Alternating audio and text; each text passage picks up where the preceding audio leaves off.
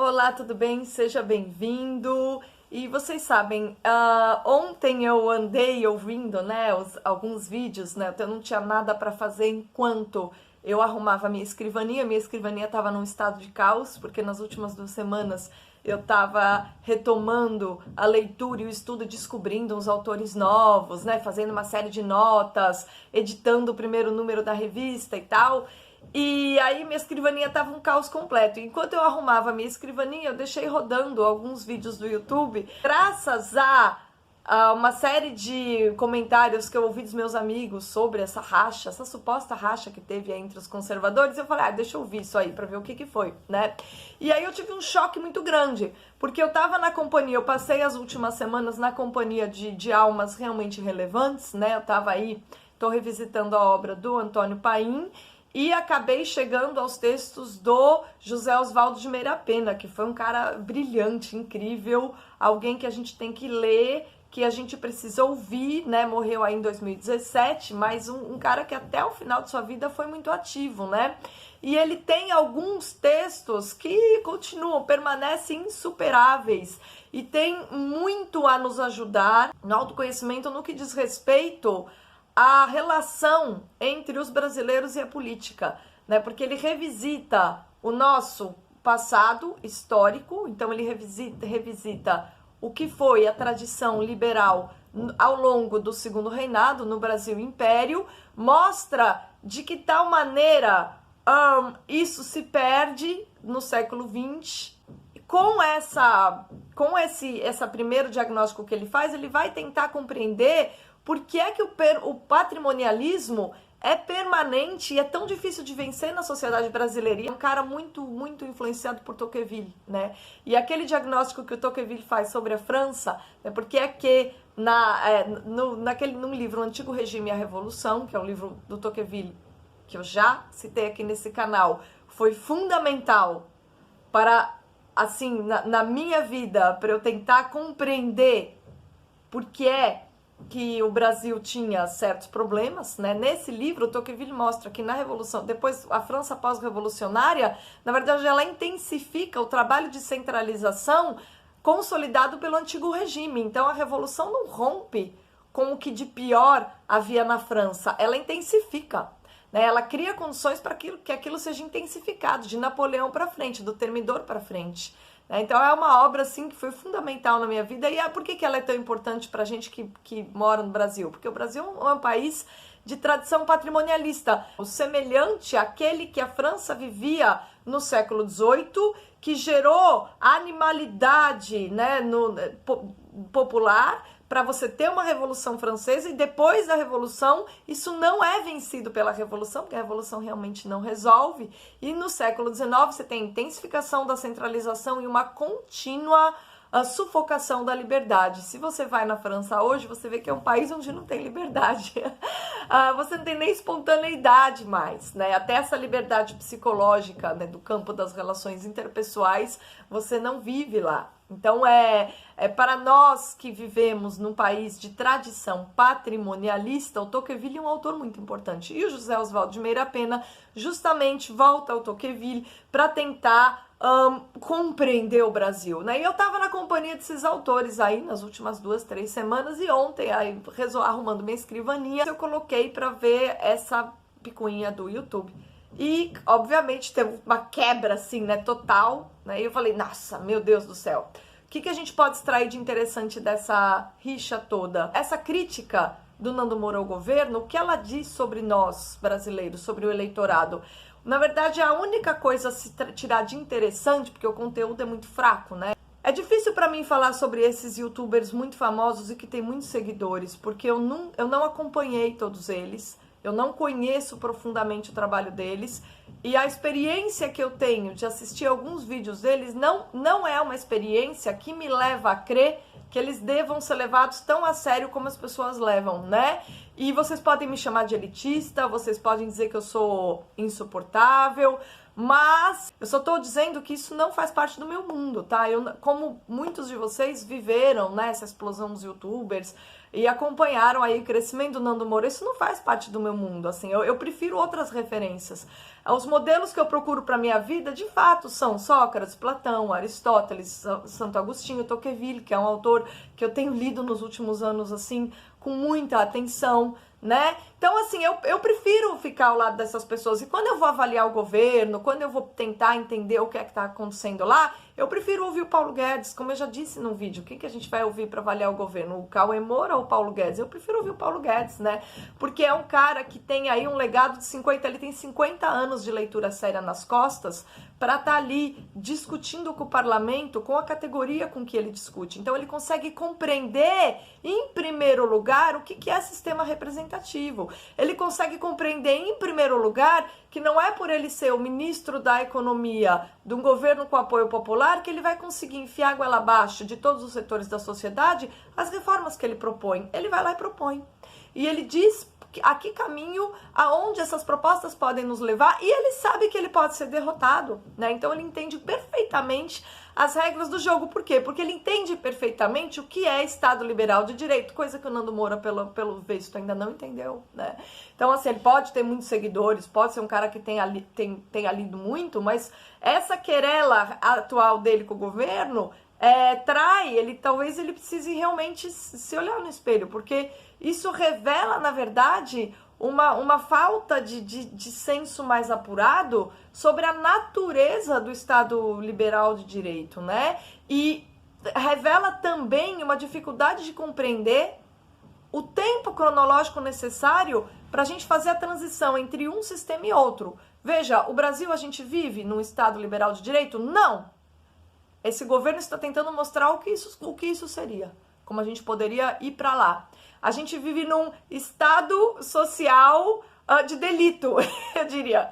Porque a gente vem da tradição do Estado social, que ganha corpo no Brasil a partir de Getúlio Vargas, né, com o tipo de centralização, estabelecimento de instituições, implantação do MEC, aí você vai tendo um aumento, né, constante de ministérios, você vai tendo de Getúlio Vargas até os últimos governos do PT, você tem uma mistura entre patrimonialismo e um apego à ideia de que o Estado deve resolver, é por meio do Estado que você vai resolver todos os problemas da sociedade brasileira. Isso vai se arraigando na mentalidade, isso vai ganhando espaço, né? E nos diversos governos que a gente foi tendo, inclusive a ditadura militar aí, entre 68 e 84, né?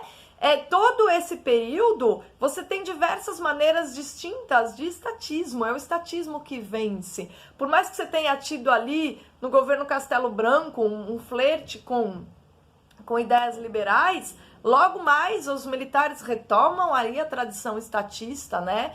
E o intervencionismo sempre foi permanente. Existe no Brasil uma predominância do intervencionismo na economia, ou seja, da ideia de que o Estado deve regular até mesmo o mercado para superar-se os problemas da sociedade brasileira. Essa é a tradição que a gente tem. E essa tradição não vai ser vencida em 9 meses de um homem de mentalidade liberal conversando ali com o pessoal na Câmara, né? Essa tradição não vai ser vencida quando a gente tem no Legislativo, que é a única instância do governo em que o povo se faz presente, por isso que eu falei no meu último vídeo da importância da gente tentar, na reforma política, passar por voto distrital puro, porque com voto distrital puro a gente tem controle sobre o legislativo.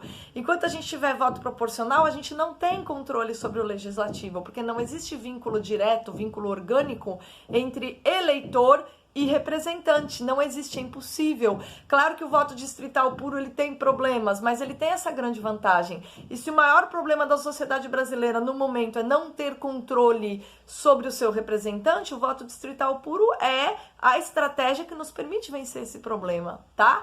Então, assim, a gente tem um parlamento que continua desvinculado do eleitorado, né? A gente tem um governo que está apresentando os elementos por meio dos quais a gente conseguiria fazer a transição para um Estado, para uma liberal democracia, para um Estado liberal de direito, mas na prática a gente ainda está vivendo no Estado patrimonialista, tá? Então, assim, todos os conflitos que acontecem no governo, mas o Bolsonaro não vetou isso, não vetou aquilo. Veja, a gente tem que separar Bolsonaro chefe de Estado de Bolsonaro chefe de governo, se a gente quiser fazer críticas consistentes, tá bom? Vamos analisar as atitudes do presidente como chefe de Estado até agora, que é como representante do Brasil. Elas são todas impecáveis. Agora, o chefe de governo é aquele cara que tem de lidar com as pressões do parlamento. Desse parlamento cheio, ainda muito repleto de fisiologistas, e eleito pelo sistema proporcional, que é um sistema que não garante uma ligação orgânica com o eleitorado. Então, ainda é o parlamento com o qual o Bolsonaro tem de lidar enquanto chefe de governo, é um parlamento, né, completamente desvinculado da sua base de apoio, certo? Essa é a configuração que a gente tem que ter como premissa se a gente quiser dirigir críticas consistentes, tá? Então é o seguinte, quanto a todo desenrolar dessa história aí, do Nando Moura ter apresentado as críticas, é de uma picuinha tão grande, de uma pobreza de espírito tão explícita e de uma falta de generosidade tão terrível que eu prefiro pular. E aí da parte de todos, né? Todos, eu vi toda a picuinha, eu achei ela ridícula da parte de todo mundo, né? E assim, eu não vou me rebaixar a fazer parte dela, ainda que eu esteja nas fileiras dos conservadores hoje. Apoio o governo, tenho, obviamente, o meu cabedal de conhecimento para julgar se esta crítica ou aquela é adequada, né? No caso do Aras, tá tudo bem, daí que o Aras é um sujeito de esquerda, o Nando Moura tá fazendo uma picuinha enorme quanto a isso, né? Vamos pensar primeiro quais são as regras que definem a nomeação de um procurador-geral da República. Quais são as regras? Quais devem ser os requisitos dessa pessoa? Quais eram as pessoas à disposição? Quais eram as escolhas viáveis? E ainda um último elemento que as pessoas costumam não lembrar.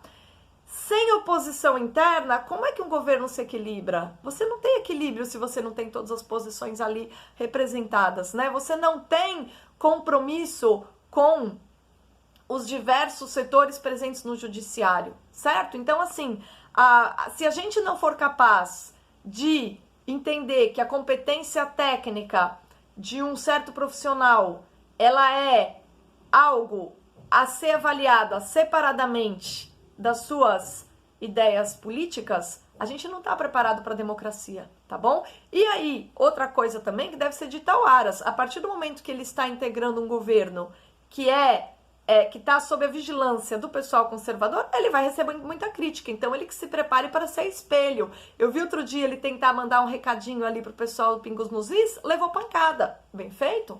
Bem-vindo aí a um governo onde você tem uma base de apoio muito atenta, certo? Então tudo isso que está acontecendo é profundamente pedagógico para a gente entender todas as dificuldades implicadas numa transição, tá? E aí eu vou deixar uma sugestão de leitura para vocês desse livro aqui, Evolução Histórica do Liberalismo, do Antônio Paim e de vários outros autores, tá? Inclusive desse que eu andei lendo e que eu ando encantada com esse sujeito, José Oswaldo de Meira Pena, né? Mas, assim, especificamente o capítulo que eu indico para vocês é o capítulo 5, As Reformas Eleitorais Inglesas, é isso mesmo. É escrito pelo próprio Paim, aqui é o capítulo 5, e estou sugerindo esse livro por dois motivos. Primeiro, porque ele permite que vocês refinem nas imaginações de vocês a dificuldade de vencer um modelo quando você tem um outro em mente para propor, né? A dificuldade de você implantar um novo estilo de governo quando você tem uma tradição forte por trás, mantendo um modelo completamente distinto. Então, no Brasil, a gente tem de reconhecer, a gente tem que, em primeiro lugar, saber o que é patrimonialismo, que é, na verdade, esse uso privado da coisa pública. Essa é a tradição na qual a gente está imerso. Então, vencer essa tradição não é fácil. A esquerda se aliou a essa tradição para governar. Foi isso que aconteceu. Eles tinham a opção de tentar vencer, né? Mas o que eles fizeram? Eles se aliaram. E a gente vai entender por que eles se aliaram. Todo mundo diz, ai, porque não tinha outro jeito. Não, na verdade é porque para os socialistas, a centralização é o elemento fundamental. E o patrimonialismo e a centralização andam bem juntos. Então, para o PT não era um grande problema vencer o patrimonialismo. O caminho mais simples mesmo era se aliar a ele, era renovar o patrimonialismo. Eles só precisariam, na verdade, nomear uma outra elite, se cercar de uma oligarquia que tivesse de acordo com o projeto de poder deles. Agora, neste governo, onde se propõe a transição para uma liberal democracia, realmente a briga com o patrimonialismo está mais forte, o patrimonialismo está, o Maia representa bem essa tradição, vai brigar até o fim, e nós, eleitores, se a gente quiser apoiar essa transição, a gente precisa, em primeiro lugar, ter consciência da dificuldade e do tempo cronológico necessário para a gente fazer essa transição, tá? E aí, por que é que eu tô sugerindo esse capítulo 5? Porque vocês vão ver que na Inglaterra, que é o berço do Estado Liberal de Direito, foi preciso 100 anos para se consolidar o sistema representativo, 100 anos. E mais 100 anos para se democratizar a ideia liberal. Então, Antônio Paim, ele faz uma recapitulação breve do que foi a consolidação do sistema representativo ao longo de todo o século XVIII, desde ali de 1689, da Revolução Gloriosa, até 1802, quando se consolida o sistema representativo, né, que na verdade é a ideia de você ter um governo centrado no gabinete, né, um gabinete, o que o gabinete faz? Ele se submete ao parlamento e ele presta contas.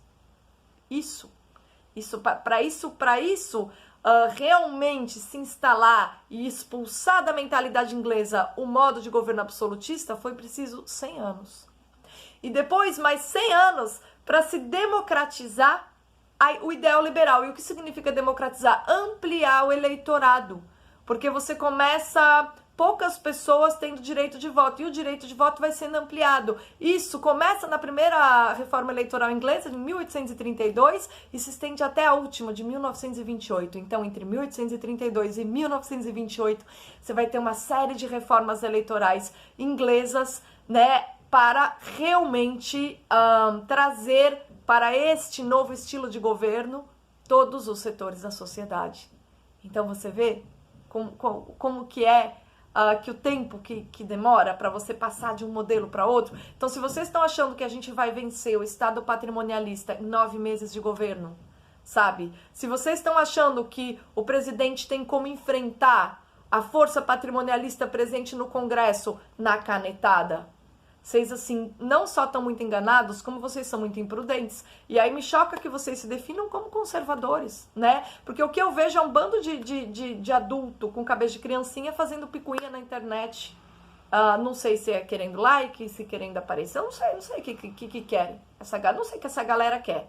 Eu sei que, assim, se leram, se estudaram, teriam em mente tudo isso que eu falei. E eu tô falando de coisas muito básicas aqui. Realmente muito básico. Citei um livro muito básico para vocês, tá? E citei porque ele tá prestes a ser relançado, né? Um livro que tá esgotado, mas felizmente a LVM vai relançar. E vocês vão ter aí a possibilidade, se vocês ainda não leram, vocês vão poder comprar uma edição ampliada, tá? Isso é o que eu tinha a dizer para vocês sobre essas picuinhas. Vaidade pessoal, né? E a emoção do eleitor, ela é a única coisa que a gente consegue perceber é a única coisa que a gente tira de interessante dessa racha interna toda aí, mas felizmente os conservadores, a própria direita, tem pessoas infinitamente mais preparadas que estão aproveitando esse momento de transição para ampliar o seu estofo e estarem preparadas para ajudar os bons quadros que a gente tem no Brasil a fazer essa transição.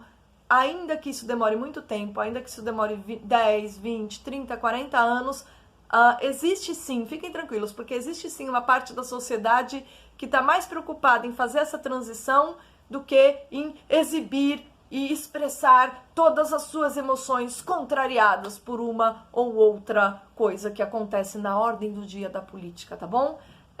Esse é o caminho mais inteligente a seguir. Então, se vocês têm respeito pela própria inteligência de vocês, leiam mais Antônio Paim, José Oswaldo de Meira Pena e deem menos bola a esse tipo de picuinha, a não ser, claro, na hora de lavar louça, porque aí pode ser divertido. Agora, para além disso, não serve para muita coisa mais, beleza? Então, obrigada pela companhia, era o que eu tinha para dizer para vocês e até semana que vem.